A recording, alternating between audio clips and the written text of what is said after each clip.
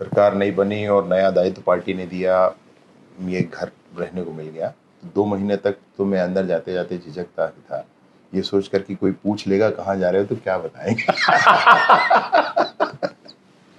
इस परिश्रम और इस धैर्य में जेल यात्रा भी एक अहम पड़ाव बनी। अगर वो जेल यात्रा ना होती, वो पूरा संघर्ष का वो चरम का दौर ना होता, तो कहते हैं विजय शर्मा को टिकट भी ना मिलती।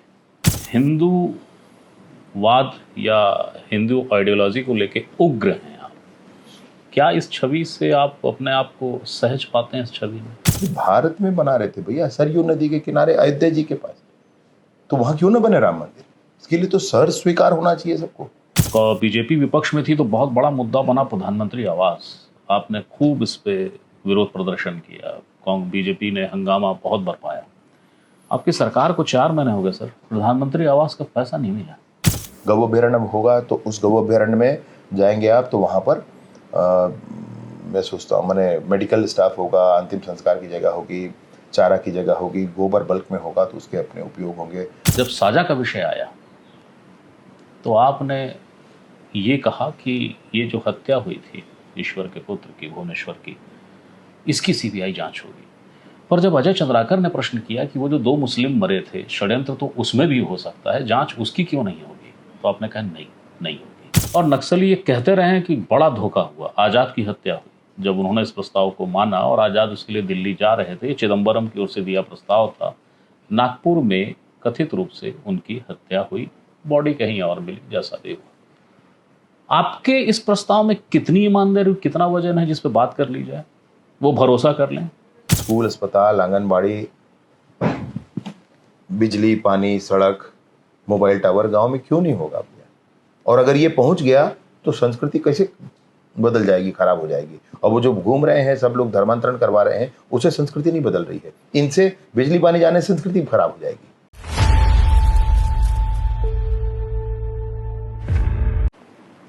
नमस्ते, मेरा नाम है याज्ञवल्क्य। पंचायती के इस एपिसोड में एक शख्स हमारा मेहमान है। व्यस्ततम समय रहता है, लेकिन फिर भी इसरार किया, आग्रह किया और समय मिल गया है। इन दिनों ही नहीं, जिस दिन से नई सरकार बनी है वो बंदा हॉट सीट पर है। हॉट सीट का आशय आप ये मत निकालिए कि शक्तिशाली है। सीट गर्म है, तासीर गर्म है, क्योंकि जवाबदेही बहुत जटिल और कठिन है। गृह मंत्री हैं छत्तीसगढ़ के विजय शर्मा, लेकिन सिर्फ गृह मंत्री नहीं है। सवाल पंचायतों के विभाग का भी है। पंचायत यानी वो विभाग जिसका ग्रामीणों से सीधा सरोकार है, और गृह जिसे नक्सलियों से केंद्रित जोड़ दिया जाता है। इन सब के साथ विजय शर्मा का अपना एक व्यक्तित्व है, गांव का, गंवई का, सीधा साधा छत्तीसगढ़िया छोरा। मैं इन सबको सम्मिश्रण करूंगा, कोशिश करूंगा कि संक्षिप्त मुलाकात में सारे रंग उनसे निकलवा सकूं। लेकिन सियासत में ये बड़ा कठिन होता है, जब पगा हुआ सियासतदान हो तो उससे अपने मन मुताबिक जवाब आपको मिल जाए। पर मेरा काम है कोशिश करना, मैं कोशिश करूंगा। सर क्या बात है, नमस्कार सर। वो कवर्धा का वो लड़का जो बड़ा इसी तरीके के मंत्रियों के बंगले में आता था सियासत में, और मंत्रियों के जो सिपह सालार होते थे वो अपनी सुरक्षा व्यवस्था बड़ा डपटते थे। वो विजय शर्मा और आज के विजय शर्मा में कितना अंतर है? मैं तो इसी बंगले में, इसी कमरे तक भी आया हूँ, और जब सरकार नई बनी और नया दायित्व पार्टी ने दिया, ये घर रहने को मिल गया, तो 2 महीने तक तो मैं अंदर जाते जाते झिझकता ही था, ये सोचकर कि कोई पूछ लेगा कहाँ जा रहे हो तो क्या बताएंगे। तो मसला ये है कि बात हृदय में बिल्कुल स्पष्ट है, काम करना है, जीवन का आनंद है, काम करना है, कुछ अच्छा कर सकें जहाँ समाज के लिए वो करना है। और इसके बीच में जो भी पड़ाव है, जैसे भी पड़ाव है, वो स्वीकार्य है। भाव हद हमेशा यही रहा कि क्यों करूं आकाश की मनोहार, अब तो पथ यही है, और इसी रास्ते पर इसी भाव से चलते रहे। भाजपा में रिकॉग्निशन बहुत अच्छा है, मुझे लगता है। जब 25 सालों तक मेरा रिकॉग्निशन नहीं था तो भी मैं ये कहता था रिकॉग्निशन अच्छा है। कहीं कुछ किन्हीं कारणों से नहीं हो पाता था, वो एक अलग मामला है। लेकिन फाइनली अगर आप संकल्प लेंगे, आप परिश्रम करेंगे, और धैर्य रखेंगे तो सिद्धि होगी। इस परिश्रम और इस धैर्य में जेल यात्रा भी एक अहम पड़ाव बनी। अगर वो जेल यात्रा ना होती, वो पूरा संघर्ष का वो चरम का दौर ना होता, तो कहते हैं विजय शर्मा को टिकट भी ना मिलती। अब जो कुछ होता है वो तो हो चुका होता है उसमें ये ना होती तो वो होता, वो ना होती तो उन्हें गाली भी ऐसा सोचा करते थे ये ना होता तो क्या क्या होता। होता मसला ये है कि जेल यात्रा से पहले भी मैं किसानों के धान न बिकने के कारण 9 दिन और 9 रात कलेक्टर के दरवाजे पर बैठा रहा। कलेक्टर दूसरे रास्ते से निकले और किसानों के साथ बैठे रहे। मुझे उस समय नहीं गिरफ्तार किया गया क्योंकि किसानों का बड़ा समर्थन था। तो वो भी हुआ था मसला। उस समय सरकार बने, पुरानी सरकार के बने 1.5-2 साल हुए थे और बड़ी रुतबे में थी सरकार, लेकिन फिर भी वो हुआ था। और ऐसे और कितने विषय हुए थे। बात जेल जाने की है तो वो तो फर्जी मामलों को बना बना करके जेल भेजा गया था, प्रताड़ना भी की गई थी। जेल गए तो बिलासपुर जाना, रायपुर जाना, दुर्ग जाना, कवर्धा वाले तो जानते थे। वो दौर जो युवा मोर्चा में के प्रदेश अध्यक्ष आप बने, और भाजपा में आपने अभी कहा कि रिकग्नाइजेशन होता है। जब मैं कुछ नहीं था तब भी मैं कहता था, आज भी कहता हूँ। तो राजनीति है, राजनीति में खेमेबाजी न हो तो कैसी राजनीति होगी। राजनीति को, उस खेमेबाजी को प्रतिस्पर्धा शब्द भी कहा जाता है। विजय शर्मा राजनीति में खेमेबाजी को समझते हैं या प्रतिस्पर्धा को? मुझे ना ये बिल्कुल ये लगता है, मैं जो रास्ता चला हूँ वो बता सकता हूँ जी। आपको। जिन रास्तों को देखा हूँ, चलकर आपके साथ बैठा हूँ, मैं वही बता सकता हूँ। हालांकि आप पहले भी बैठे हैं और इसमें बहुत स्पष्टता से मैं कहना चाहता हूँ कि मैं संगठन का व्यक्ति हूँ और संगठन सर्वोपरि है। संगठन की भलाई जिसमें है, मैं वो देख करके आगे बढ़ता हूँ और बिल्कुल अपने कार्यकर्ताओं को, साथियों को यही कहना चाहता हूँ। सही क्या है, गलत क्या है, इसका निर्णय करना है तो एक ही लाइन है उसमें, जो संगठन के लिए अच्छा हो वो करो। एक लाइन है उसमें। अगर इस पर आप डेविएट होते हैं तो फिर बात अलग है। विजय, आपको लेकर ये एक मानस है, ये किसी एक हद सरहद नहीं है, पूरे प्रदेश के खासकर युवाओं में एक छवि है आपकी कि हिंदूवाद या हिंदू आइडियोलॉजी को लेके उग्र हैं आप। क्या इस छवि से आप अपने आप को सहज पाते हैं? इस छवि में लगता है आपको कि वेरी गुड यार, ये तो अच्छा है? ये भावनाओं का विषय है, इस पर गणितबाजी नहीं होनी चाहिए। इसमें कोई गणित करे तो मुझे नहीं समझ में आता कि ये कितना सही है। मैं हिंदू हूँ और मैं भारतीय सनातन बिंदुओं को भी प्रतिष्ठित देखना चाहता हूँ। ये भाव मेरा है, ये भाव भारत के सभी का होगा। हिंदू होने के विषय में 10 से 10 बार में बात किया। जिसने हृदय से कहा भारत माता की जय, वो मेरा भाई है, उसमें मुझे कोई संशय नहीं। लेकिन आपके कवर्धा में जब कुछ कार्रवाइयाँ हुई, हालांकि वो एनआईए वगैरह तक पहुंचा है मामला, कुछ और घटनाएं घटी, उसमें ये कहा गया कि विजय शर्मा जी का जो उग्र हिंदुत्व का भाव है, उस वजह से ये और चीज़ें उद्वेलित होती हैं। वे विधायक होने के नाते चाहते तो और थोड़ा सहजता से काम होता। जब हत्या हो गई साधराम जी की तो कैसे सहजता हो सकती थी? उससे पहले कोई बात हो तो अलग होती है बात। क्या हो गया, क्या घुस गया कवर्धा में, कवर्धा के लड़कों ने ऐसा कर दिया। अब आपको मैं बता रहा हूँ, आपने विषय छुड़ा है जी। एक लड़का जो उसमें बंद है, उसके पिता का नाम महमूद है। मेरे बचपने का सबसे अच्छा दोस्त था, है अभी भी, आज भी आता है। वो साइकिल में हम और वो एक साथ घुमा करते थे, तब प्रॉब्लम नहीं था। देखिए, मैं बहुत स्पष्टता के साथ समाज में इस विषय को जरूर हर जगह जहां हो सके संभव रखता हूं, आपके सामने भी रख रहा हूं कि जो हमारी युवा पीढ़ी में कहीं बाहर से आकर के चीजें आरोपित हो रही हैं, पश्चिम से आकर के, अरब से आकर कहीं से आरोपित हो रही हैं, वो सामंजस्य को बिगाड़ रही हैं। उससे बचना पड़ेगा। और भारत के मान बिंदुओं का भारत में सम्मान नहीं होगा तो कहां होगा। अगर राम मंदिर को बनाने के लिए कहा तो इंग्लैंड में बना रहे थे, क्या अफगानिस्तान में तो बना सकते हैं खैर बाद में। कि हम अरब में बना रहे थे, फिर भारत में बना रहे थे भैया, सरयू नदी के किनारे अयोध्या जी के पास। तो वहाँ क्यों ना बने राम मंदिर? इसके लिए तो सर स्वीकार होना चाहिए, सबको सर स्वीकार करना चाहिए। ऐसे और मसले अगर बड़े हों तो भारतीय समाज को बैठकर निर्णय कर लेना चाहिए। आपका इशारा क्या काशी और मथुरा की ओर है? अरे जो भी मसले होंगे, निर्णय कर लेना चाहिए बैठकर। उसमें झगड़ना मतलब वो राजनीति है।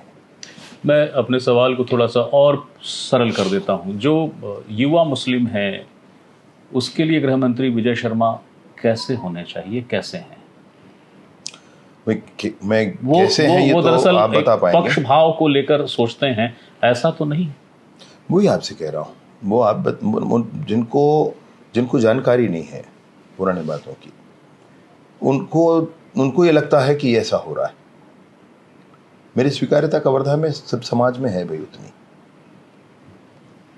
मैं आपसे यही कहना चाहता हूं इसमें कि इस विषय पर हमको सिर्फ फॉरेन एलिमेंट्स जो हैं, फॉरेन थॉट्स जो हैं, उससे बचने की जरूरत है।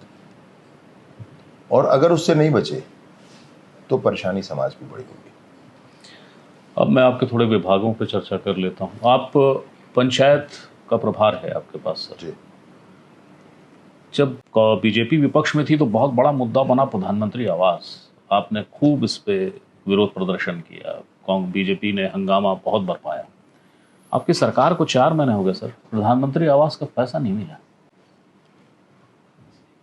पिछली सरकार की स्थिति में क्या था और अभी की स्थिति क्या है? पिछली सरकार ने प्रधानमंत्री आवास 2 सूचियों पर मिलता है, 2011 की सूची, 2016 की सूची जी। और वो जो सूची थी उन सूचियों को स्वीकार नहीं किया था। केंद्र की सरकार के बार बार आग्रह के बाद विगत सरकार ने प्रधानमंत्री आवास के लिए संकल्प ही पारित नहीं किया, उसके लिए अपने राज्यांश का प्रबंध ही नहीं किया। नई सरकार बनती है, पहला प्रस्ताव होता है कि प्रधानमंत्री आवास दिए जाएंगे। पहले बजट में हम प्रावधान करते हैं राशि का, और राशि का प्रावधान करने के बाद हम दिल्ली पत्र लिखते हैं कि भैया ये हमारी तैयारी हो गई है और आप दीजिए। 2,95,00,000 कुल ग्रामीण आवास देश भर में बने। जितने छत्तीसगढ़ के कोटे के थे, जब यहाँ की सरकार ने मना कर दिया, नहीं लिया, उसको देश भर में बांटा गया। जब हम अपने प्रबंधों के साथ दिल्ली पहुंचे कि भैया अब हमको प्रधानमंत्री आवास दिया जाए, तब तक ये स्थिति थी कि पुराने आवास सारे समाप्त हो चुके थे। नए आवास को वहाँ बजटेड करना था, और बजटेड करने से पहले हुआ क्या, आचार संहिता लग गई। आचार संहिता के ठीक अभी आचार संहिता में ये बात प्रसन्नता की है, आपको बताऊं कि भाजपा की घोषणा पत्र में फिर यह है कि 3 करोड़ नए आवास और बनाए जाएंगे। ये जो 3 करोड़ नए आवास हैं, 70 सालों में साहब, 60 सालों में देश में 50-60 लाख ही आवास बने हैं। 60 सालों में, इन 10 सालों में 2,95,00,000 ग्रामीण और लगभग 1 करोड़ से अधिक शहरी आवास। तो ये 4 करोड़ का आवास है भाई जो इस सरकार ने बनाया है 10 सालों में।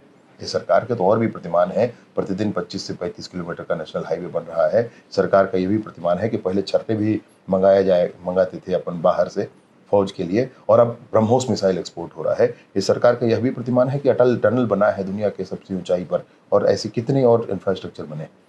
इस सरकार के उन प्रतिमानों के साथ यह भी प्रतिमान है कि कितने प्रधानमंत्री आवास बनाए माननीय नरेंद्र मोदी जी की सरकार के। और उन प्रधानमंत्री आवासों में जो 3 करोड़ का ये है, मुझे ये जो बात हमारे गिरिराज जी ने कही है कि पहले कैबिनेट की बैठक केंद्र की होगी और उसमें ये तुरंत ही स्वीकृत किया जाएगा।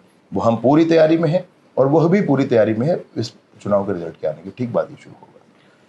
डीटी सरकार में कुछ योजनाएं चली, उन योजनाओं को लेकर कहा गया कि फंड का कहीं कोई आवंटन नहीं था, फिर वो चाहे गौठान हो या इस तरह की और चीजें, और ये आरोप सार्वजनिक रूप से बीजेपी ने विधानसभा के अंदर, सदन के बाहर लगाए कि सरपंचों को जो मद आता था उस मद का उपयोग उन योजनाओं में कर लिया गया जिनके लिए बजट में भी कोई प्रावधान नहीं था। 13वां वित्त और इस तरीके की जो प्रावधान होते हैं, क्या आपकी सरकार में सरपंचों को ग्राम पंचायत के कल्याण के लिए वो राशि सुनिश्चित रूप से पहुंच रही है इस बार?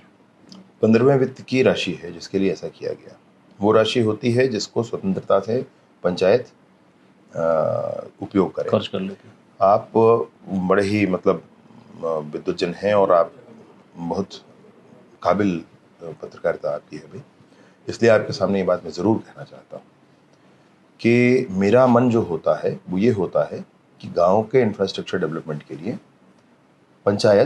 पंचायती राज में काम किया हूँ, पंचायत सरकार से सिर्फ सलाह ले। जिला पंचायत सदस्य थे आप? हाँ जी, पंचायत सरकार से सिर्फ सलाह ले, और पूरे की पूरी राशि पंचायत को दी जाए, वो चाहे जो करें उसका। फिर उसके बाद फिर जब जो जनप्रतिनिधि हैं, विधायक हैं, सांसद हैं, अगर ये जनप्रतिनिधि निर्माण कार्यों से अलग हो जाएंगे तो फिर ये अगला बात सोचेंगे, रोजगार कैसे होगा और अन्य प्रबंधन कैसे होंगे। लेकिन अभी तक वो सीसी रोड और नाली नहीं, सब कुछ फंसा होता है। खैर, मैं अकेला कुछ नहीं हूँ जो कुछ निर्णय कर लूँ इस बात को। मन के भाव हैं जो आपके सामने निकल आए और आपने निकाल लिए, ऐसा भी हो गया। तो पंचायतों की वो राशि सुरक्षित होगी, उस पर गाइडलाइंस जरूर होंगे कि भाई आप इसको इन विषयों पर खर्च करें। अभी सरकार के केंद्रीय योजनाओं, स्थानीय योजनाओं के आधार पर ऐसी व्यवस्थाएं आपको खड़ी करनी चाहिए, इसकी गाइडलाइन होगी। लेकिन सरकार का कोई एजेंडा आ गया और पूरी की पूरी राशि लूट करके वहां लगा दी जाए, ये नहीं होने दिया जाएगा। गौठान और रीपा जैसे मामलों को लेकर सदन के भीतर बीजेपी के ही वरिष्ठ सदस्यों ने विषय उठाया और आपने कहा कि जांच होगी, समिति बनाते हैं। क्या आप बता सकेंगे गृह मंत्री जी, पंचायत मंत्री जी, कि वो जांच अब कहां तक पहुंची? जी, समिति बन गई है। चीफ सेक्रेटरी साहब के अध्यक्षता में समिति बनी है। उस समिति ने मैं आपसे कहूं कि कवर्धा में, धमतरी में, जशपुर में सारे रीपा की जांच होगी और अन्य स्थानों पर चेक करके सैंपल के आधार पर जांच होगी। मसला रीपा का गलत है, कोई नहीं कहता है। गौठान में एक बेसिक परेशानी थी, आपको बताना चाहता हूँ, आप विद्युतजन हैं, कि गौठान जब गांव में था तो रुंधान नहीं हुआ करता था। अब गौठान है, गायें वहां पर हैं, वहीं से वो मेन रोड पर आती थी जब आपको भी दिक्कत होती थी और उनको भी ज़्यादा दिक्कत होती, और वहीं से वो खेत पहुंच जाती थी। सोल्यूशन नहीं आया। लोग गांव में अभी जगह नहीं हो पा रहा है कि गौ माता को रख लें, अब अपनी अपनी बात, अपनी अपनी श्रद्धा, लेकिन ये स्थिति थी, सोल्यूशन नहीं था। अभी वर्तमान विष्णुदेव जी की सरकार ने निर्णय किया कि एक अभ्यारण्य बनेगा, एक मतलब अनेक अभ्यारण्य बनेंगे। अभ्यारण्य मतलब सड़क पर बैठी हुई गौओं को ले जाकर के वहां रखा जाएगा। तो ये सिस्टम अब काम कर जाएगा, मुझे ऐसी उम्मीद है। गौ अभ्यारण्य होगा तो उस गौ अभ्यारण्य में जाएंगे आप, तो वहां पर मैं सोचता हूँ, मैंने मेडिकल स्टाफ होगा, अंतिम संस्कार की जगह होगी, चारा की जगह होगी, गोबर बल्क में होगा तो उसके अपने उपयोग होंगे, खाद हो जाएगा, और उस खाद के बाद जैविक अनाज भी सरकार खरीदेगी। ऐसा भी माननीय मुख्यमंत्री जी से आग्रह हम लोगों ने किया है। गौ अभ्यारण्य को लेकर कांग्रेस कह रही है कि हमारे पाठ्यक्रम को आप संशोधन कर रहे हैं। इसको कंप्लीट कर लेता हूँ। तो गौठान का जो मसला है वो उस तरीके से था, उस पर अंतिम निर्णय पर सरकार नहीं पहुंच पाई। दूसरा यह है कि रीपा का है, रीपा कॉन्सेप्चुअली कोई गलत नहीं कह रहा है, आपने इम्प्लीमेंटेशन में गड़बड़ी की भाई। कहाँ कैसा बिल्डिंग बनाया, क्या सामान मंगाया, सामान से ज्यादा सर्वे पर खर्चा कर दिया। तो भैया अब आप खिलखिला कर हंस देते हैं, मैं क्या आपसे कह रहा हूँ कि मतलब मुझे कुछ रीपा के कंस्ट्रक्शन की जगह जाने का मौका मिला था, याद वही बात आई जो आप बोल रहे हैं। तो वहां तो समझना पड़ेगा ना, ऐसे नहीं होता, ऐसे नहीं होता। ये सरकार उन सारी बातों को ध्यान में रख करके आगे बढ़ेगी। गौठान वाले मुद्दे पे आ जाते हैं, वो जो गौ अभ्यारण्य बन रहा है, कांग्रेस कह रही है हमारे पाठ्यक्रम को ही थोड़ा बहुत दाएं बाएं करके फिर से बोल रहे हैं कि देखिए हम ये वाला पढ़ाई पढ़ाएंगे, लेकिन पढ़ाई का स्ट्रक्चर तो वही है। नहीं, वही मैं आपसे कॉन्सेप्चुअली कह रहा हूँ ना। मतलब इसको क्यों किया गया, वो इसलिए किया गया कि गांव में जो गौठान है वो सड़क के भी पास है, वो खेत के भी पास है, और लोगों ने गौों को रखना बंद कर दिया है। अब ना जगह नहीं हो रही है, ये है वो है, तो अब वो गौठान पर ही है, फिर उसके बाद सड़क पर जाएंगे और खेत पर जाएंगे। खेत में भी परेशानी है, सड़क में भी परेशानी, इनकी भी जीवन का प्रश्न है, उनको भी संरक्षित होना चाहिए। तो मसला ये है कि इनको सड़कों से उठाकर दूर ऐसे स्थान पर रखा जाए जहां बड़ी व्यवस्था हो, और बड़ी व्यवस्था के साथ ही वहां रहें। जो कई और विषय आ जाते थे और उन विषयों पे आप ये कहा करते हैं कि हम इस मसले को लेकर जांच करेंगे, खासकर सदन के अंदर कई और विषय आए, लेकिन क्या ये सही है सर कि फिर वो सवाल पे लौट रहा हूँ जो पहले आपको मैं थोड़ा सा छेड़ा था, जब साजा का विषय आया तो आपने ये कहा कि ये जो हत्या हुई थी ईश्वर के पुत्र की, भुवनेश्वर की, इसकी सीबीआई जांच होगी।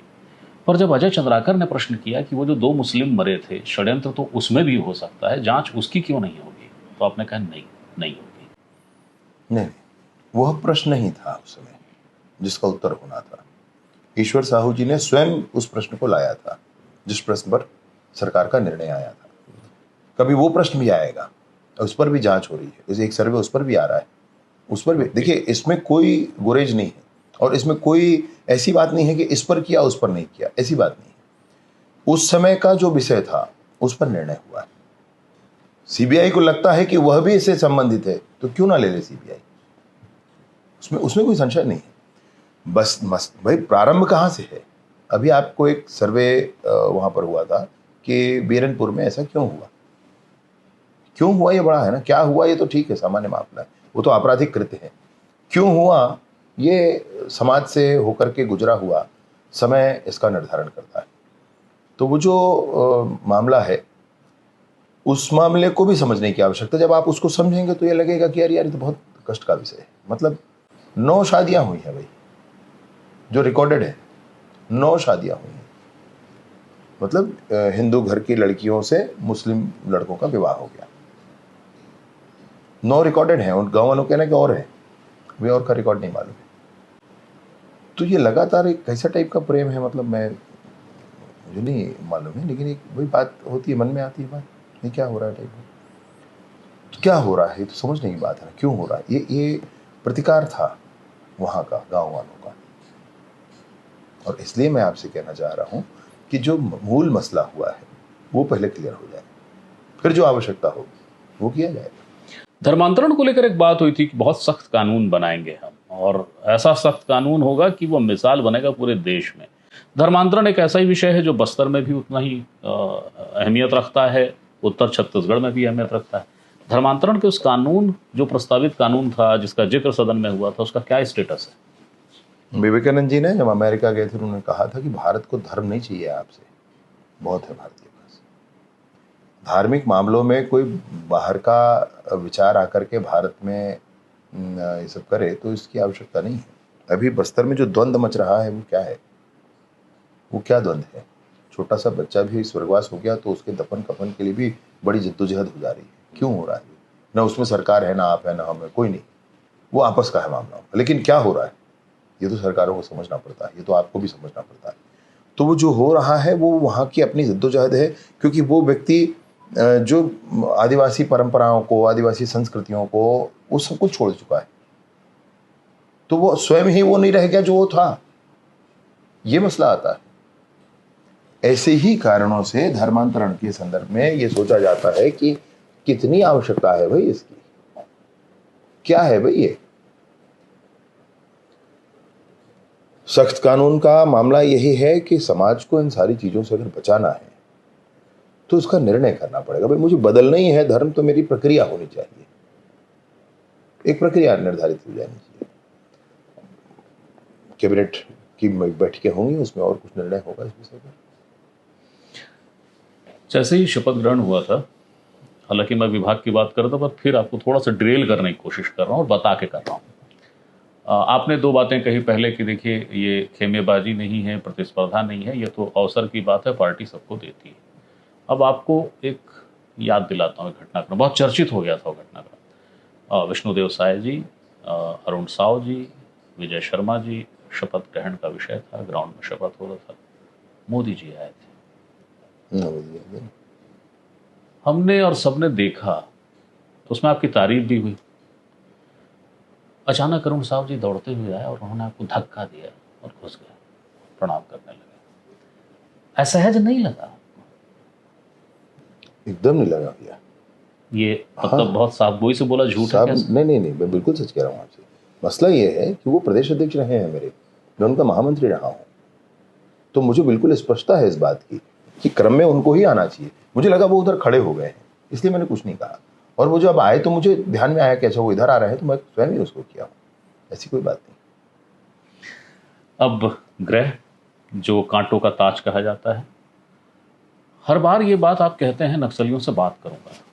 मुझे ये बताइए कि उन सारी बातों को दरकिनार करके सिर्फ एक लाइन में बताइए कि ऐसा प्रस्ताव पहले भी गया है कि हम बात कर लेते हैं, और नक्सली ये कहते रहे हैं कि बड़ा धोखा हुआ, आज़ाद की हत्या हुई।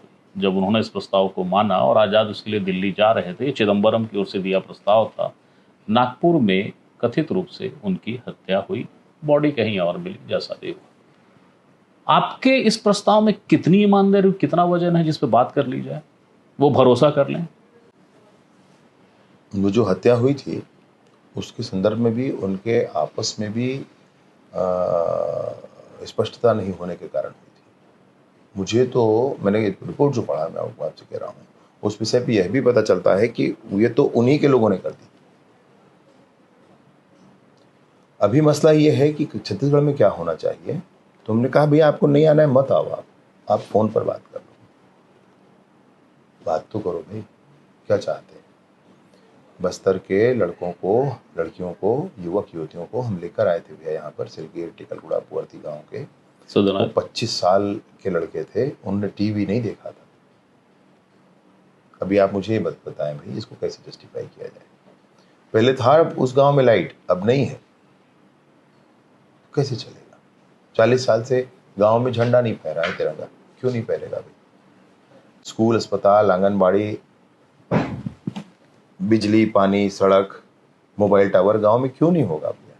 और अगर ये पहुंच गया तो संस्कृति कैसे बदल जाएगी, खराब हो जाएगी। और वो जो घूम रहे हैं सब लोग, धर्मांतरण करवा रहे हैं, उससे संस्कृति नहीं बदल रही है। इनसे बिजली पानी जाने से संस्कृति खराब हो जाएगी। ये क्या बात है भाई, गलत कह रहा हूँ आपसे, आप बताएं मुझे। गांव में ये सब पहुंच जाने से मतलब क्यों रोका जाता है भाई इसको, मैं तो यही कह रहा हूँ। और हमारा संकल्प तो विकास पहुंचाने का है भाई। यह भी कह दें कि भाई विकास के कार्य में हम बाधक नहीं होंगे तो भी ठीक है, कोई बात नहीं। लेकिन पूरे बस्तर को आप बंधक बना लें, कैसे स्वीकार किया जाए। क्या इस मसले पे मसले मेरा सिर्फ इसमें यही कहना है, चर्चा की जो सूरत वो कहते हैं सरकार, हमारा कोई कुछ नहीं कहना भैया। सरकार की प्रतिबद्धता है विकास गांव तक पहुंचाने की, और आपसे निवेदन है आप जिस स्वरूप में चाहें चर्चा कर लें। नहीं आना है मत आए, खतरा लगता है मत करें। दूर में फ़ोन पर तो बात सबसे कर ही रहे हैं, कोई सरकार से भी कर लें, एक स्थिति बनेगी। नक्सल के मसले पर आपको क्या उन लोगों का ध्यान आता है गृह मंत्री जी जो नक्सल पीड़ित कहलाते हैं, उनके पुनर्वास को लेकर हमेशा सवाल उठाए कि इनके लिए कोई सुनिश्चित चीज़ें नहीं हैं, जो अब तक रही हैं वो अपर्याप्त हैं? हृदय से आभार इस प्रश्न के लिए आपको याज्ञवल्क्य जी, हृदय से आभार। बिल्कुल मुझे याद है, बिल्कुल उस पर काम हो रहा है, इसकी सूची पूरी बन रही है, विक्टिम रजिस्टर पूरा बन रहा है, और इस पर सरकारें ही सब कुछ नहीं कर लिया करती हैं, न कर सकती हैं। समाज बहुत बड़ी बात होती है, समाज से आग्रह किया जाएगा, समाज के को आधार बनाकर नक्सल पीड़ितों की सेवा की जाएगी। आखिरी 2 सवाल हैं आपके। नक्सल वाले मुद्दे को लेकर कांग्रेस से आपने कहा कि भैया तुम ही सलाह दे दो, तुम भी सुझाव दे दो। हाँ, क्यों नहीं। कांग्रेस की ओर से प्रदेश अध्यक्ष का बयान आया, बहुत विस्तृत उन्होंने खुला खत जारी किया और उसमें ये कह दिया, बहुत सारी बातें कही कि सबसे पहले तो जो मुद्दे उठते हैं आप उनकी जांच क्यों नहीं कराते। अगर मुद्दे, चाहे पीडिया का मुद्दा हो, चाहे कांकेर का मुद्दा हो, जांच कराने में दिक्कत क्या है। और आखिरी में, पत्र के आखिरी पैरे में उन्होंने लिख दिया कि कभी कहते हैं बात करूंगा, कभी कहते हैं लाल भाजी खाऊंगा। आप इतने दिग्भ्रमित क्यों हैं? लाल भाजी खाऊंगा, आपने शायद कहीं पर कहा, किसी से संवाद में, किसी आत्मसमर्पित नक्सली से कहा, हाँ, उसका एक कट पेस्ट हो गया है कि वो तो लाल भाजी खाने की बात करते हैं। हाँ, तो भाई लाल भाजी तो हमारे गांव भर के आएगा, का बनी का वो। तो मसला ये है कि मैं लाल भाजी खाऊं या मैं चौलाई भाजी खाऊं या मैं जो भाजी खाऊं, उससे क्या लेन देन है। मसला ये है कि बस्तर की समस्या के लिए वो बस्तर के ही हैं, अच्छा बता सकते हैं, मैं सोचता हूँ, खुले मन से सोचता हूँ भाई, तो बैठ कर के बात की जा सकती है। उन्होंने तो कहा है कि न्यायिक जांच क्यों नहीं कराते जब मुठभेड़ पे सवाल उठता है, आप जांच से कतरा क्यों जाते हैं? 78 मुठभेड़ हुए हैं भैया, सबकी न्यायिक जांच करा लें।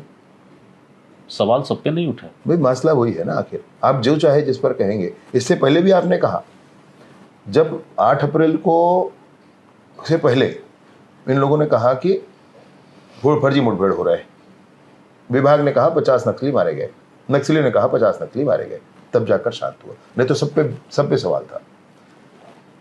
जो कांकेर का एक मुठभेड़ हुआ था, 29 लोग मारे गए थे, सबसे बड़ा 8 तक का वो एनकाउंटर था, उसके संदर्भ में भी इन लोगों ने कहा कि फर्जी हुआ। फिर जब नक्सलियों को पत्र आया तो माना कि ठीक हो गया, उस पर भी सवाल थे, मांग वहां पर भी थी भाई। पीडिया पीडीए के संदर्भ में उस पर भी कहा, तो मैं उस दिन प्रेस में सब कुछ में बताया कि आपके कार्यकाल में ही इनके ऊपर 302 यूएपीए 307 की धाराएं लगी हैं भाई। लेकिन उसी पे तो सवाल है सर कि 6 लोगों का आप जिक्र कर रहे हैं जिन पे अरे बाकी की भी जानकारी आ जाएगी भैया, बाकी की भी आ जाएगी। आप बोलिए ना बाकी ठीक है करके, फिर मैं बता दूंगा, चलिए बोलिए बाकी के लिए भाई, जांच कर लें। आपके कार्यकाल का है भाई, भाजपा के समय का नहीं है। मेरा विनम्र निवेदन इसमें इस बात को समझ करके काम करना चाहिए। बस्तर को ठीक करना है भैया, बस्तर को ठीक करना है। आपने 257 सड़कें नहीं बनाई उस समय, क्यों नहीं बनाई भैया? 90 पुल पुलिया नहीं बनाया आपने, क्यों नहीं बनाया? पीडब्ल्यूडी की 13 बड़ी सड़कें नहीं बनाई, क्यों नहीं बनाया? क्यों आपने इस दिशा में काम नहीं किया? आप कहते हैं कि एक समर्पण के लिए काम किया, कितने हो गए भैया? मसला ये है, शुद्ध मन से काम करना चाहिए, बस्तर को ठीक कर लेना चाहिए। बहुत अच्छा है बस्तर।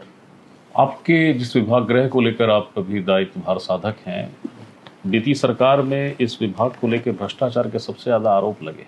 किस पर? गृह विभाग पर पोस्टिंग, ट्रांसफर। विजय शर्मा जी के कार्यकाल में गृह विभाग पे रिश्वतखोरी का इल्जाम नहीं लगेगा ट्रांसफर पोस्टिंग में, इसकी कोई सुनिश्चित व्यवस्था है? अरे भैया बिल्कुल नहीं लगेगा। मतलब ये है कि मैं 100 बार अपने कार्यकर्ताओं के बीच बोला हूँ इस बात को कि भैया हम पैसे से राजनीति नहीं करते हैं, पसीने से करते हैं। पसीने के लिए पैसे की जरूरत नहीं होती, कोई मसला ही नहीं है भैया। और ये विभाग ऐसा विभाग है जिस पर सब कुछ निर्भर करता है। इस विभाग पर तो सारे अधिकारी भाई, बस्तर में जो कार्रवाइयाँ हो रही हैं, अधिकारी तो वही हैं, अमला वही है। सरकार का संकल्प बदल गया है। सरकार का संकल्प बड़ी बात होती है। विश्वास रखें, गृह विभाग कमाल करके दिखाएगा माननीय विष्णु साय जी के नेतृत्व में। बहुत बहुत शुक्रिया, धन्यवाद, आपने समय दिया। ये थे गृह और पंचायत मंत्री विजय शर्मा जी। और विजय शर्मा जी ने जितनी बातें बताई हैं और जो सवाल थे, वो सारे सवाल वही हैं जो चल रहे हैं, इस क्षेत्र में उठते रहे हैं, जो विजय शर्मा जी तक पहुंचाना और उनका जवाब लेना जरूरी था। जवाब में सारी चीज़ें हैं, इसलिए अतिरिक्त किसी भूमिका की आवश्यकता नहीं है। अगली बार किसी नई शख्सियत के साथ मैं फिर हाजिर होऊंगा। तब तक के लिए नमस्कार।